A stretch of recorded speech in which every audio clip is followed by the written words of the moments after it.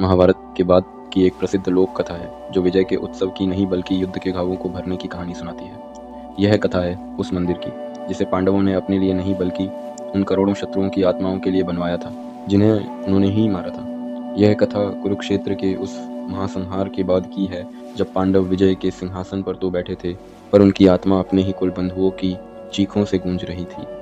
लोक कथा के अनुसार वायुमंडल उन असंख्य योद्धाओं की अतृप्त आत्माओं, भूतों और प्रेतों के बोझ से इतना भारी हो गया था कि धरती पर शांति लौट ही नहीं पा रही थी।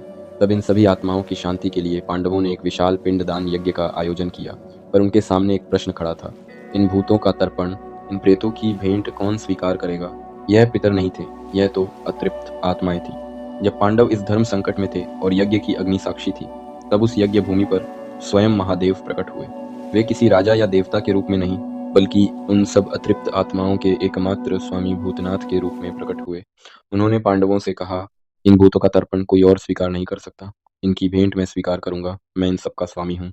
यह कहकर उन्होंने उन करोड़ों अतृप्त आत्माओं की भेंट को स्वयं में समाहित कर लिया और उन्हें मुक्ति प्रदान की। उस दिन क्योंकि महादेव ने भूतों के ईश्वर बनकर उनकी मुक्ति का मार्ग प्रशस्त किया, वे भूतेश्वर महादेव कहलाए। कृतज्ञता से भरकर पांडवों ने उसी स्थान पर एक शिवलिंग की स्थापना की ताकि आने वाले युगों तक यह संसार यह याद रखे कि युद्ध का अंत शस्त्रों से नहीं, शांति और मुक्ति से होता है। यह पवित्र भूतेश्वर महादेव मंदिर आज हरियाणा के जींद शहर में रानी तालाब के मध्य में स्थित है। यह मंदिर हमें सिखाता है कि सबसे बड़ी विजय युद्ध जीतना नहीं बल्कि युद्ध के घावों को भरना है। उस भूतनाथ महादेव के सम्मान में जो शत्रुओं की आत्मा को भी शांति देते हैं। कमेंट्स में जय भूतनाथ महादेव अवश्य लिखें।